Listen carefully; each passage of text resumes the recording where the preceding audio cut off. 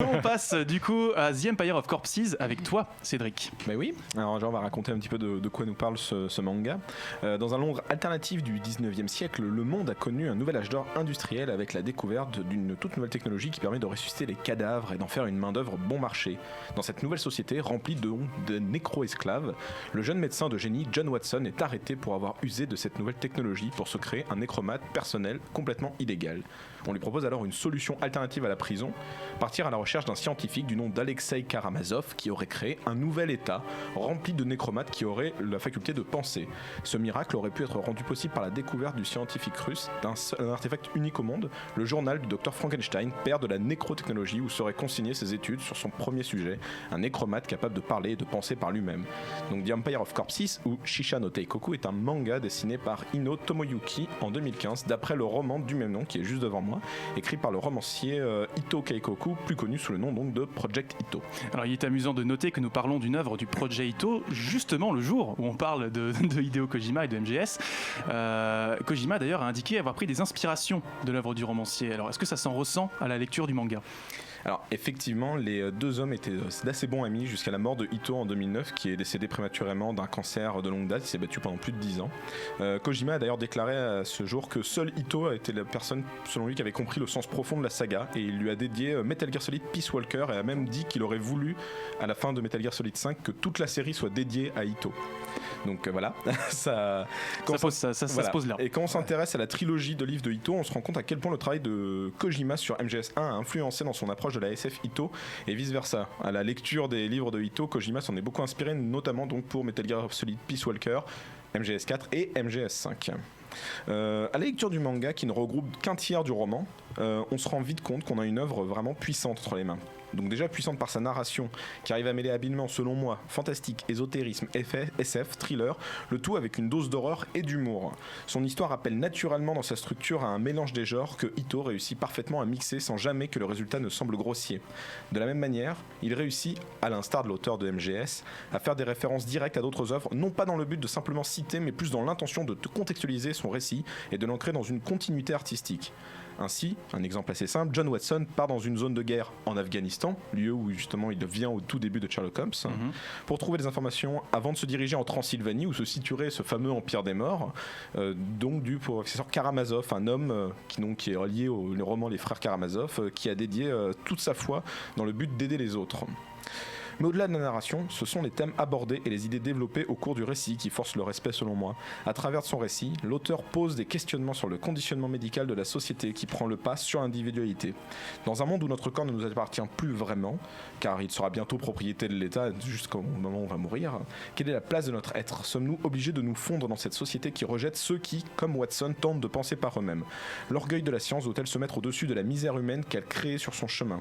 En résumé, l'œuvre de Ito est bien plus profonde pour que le simple d'esprit que je suis ne puisse, je vous l'avoue humblement, y répondre en moins de 5 minutes. À t'entendre, on comprend quand même l'importance des récits du bonhomme, mais qu'en est-il au final de cette adaptation manga en elle-même ? Est-ce qu'elle arrive à, je sais pas, à retranscrire toute l'œuvre, ou est-ce qu'elle ne fait que gratter la surface dans un côté plus concis ? Alors, oui, pour la simple raison que je vous l'avoue, je n'ai pas encore eu le temps de lire le roman en question, donc tout ce que je viens de vous décrire ne vient que de ma lecture du manga. Je ne sais pas si ça signifie que le manga retranscrit parfaitement le roman, mais je pense néanmoins qu'il a réussi à capter les enjeux du récit. Annoncé dans la foulée de la production des films, il faut savoir qu'il y a une trilogie de films basée sur la trilogie de romans Project Ito. Il y a donc une trilogie de manga qui a été annoncée sur le même concept que c'est un mangaka par œuvre, comme il y avait eu un studio d'animation par film. Donc c'est Ino Tomoyuki qui s'en sort et je trouve que il s'en sort assez bien. C'est son premier manga, depuis il a fait un manga Odin Sphere il me semble. Donc monsieur est habitué à l'adaptation et là il colle son trait au trait du film Empire of Corpses. D'accord. Si je devais pinailler, je dirais que le noir et blanc n'aide pas forcément à différencier certains personnages, que le chara-design est très similaire, voilà, ou qu'il y a des fois des scènes d'action un peu brouillonnes. Mais en résumé, je recommande volontiers la lecture de Empire of Corpses, mais je serais plus enclin à vous dire d'aller acheter directement le roman original que Pika Édition production a eu la bonne idée de sortir au même moment, et ça va être la même chose pour les 2 autres mangas de Project Ito qui vont sortir aussi. Donc, la trilogie dans une même collection. Ouais. En tout cas, moi, c'est ce que je vais faire.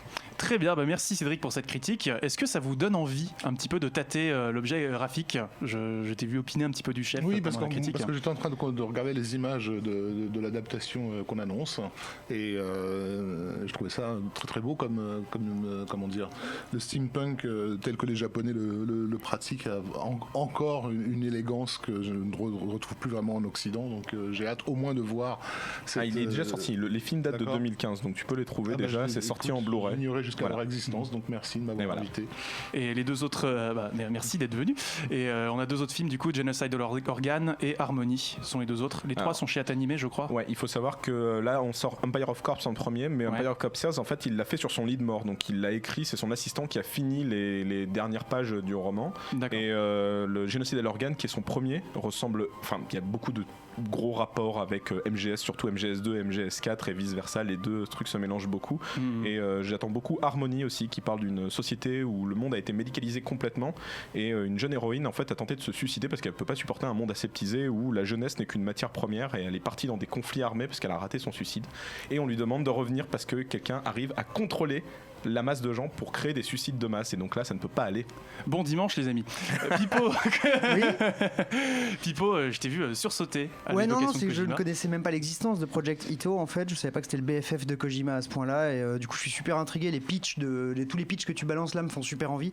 Du coup ouais, je pense que j'ai de la grosse lecture devant moi, surtout que je me vois plutôt partir vers les romans directement. J'ai l'impression qu'il y a des univers assez incroyables qui sont balancés. C'est des univers très différents, mais c'est une trilogie qui se complète dans ses thématiques. Je vois déjà une espèce d'obsession sur le corps médical et la société, tout à etc. fait. Il faut savoir que comme Ito il avait un cancer dès la fin des années 90, pour lui il se considérait comme un cyborg parce qu'il était assisté médicalement. Donc il avait dit, quand il a vu MGS2, il était déjà sur son lit de mort.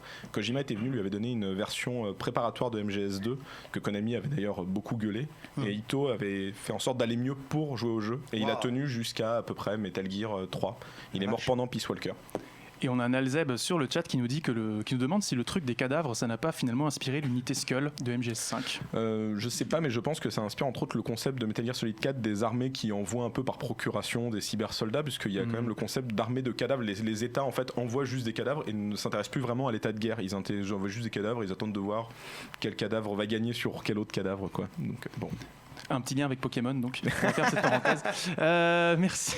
Merci pour ces 2 critiques. Merci Cédric, merci Alexis. Jeux vidéo, BD, manga, séries et cinéma de genre. L'actu Pop & Geek, c'est dans Hyperlink, votre cocktail de bulles et de pixels, avec Karel et son équipe, tous les dimanches à 16h, en direct sur VL.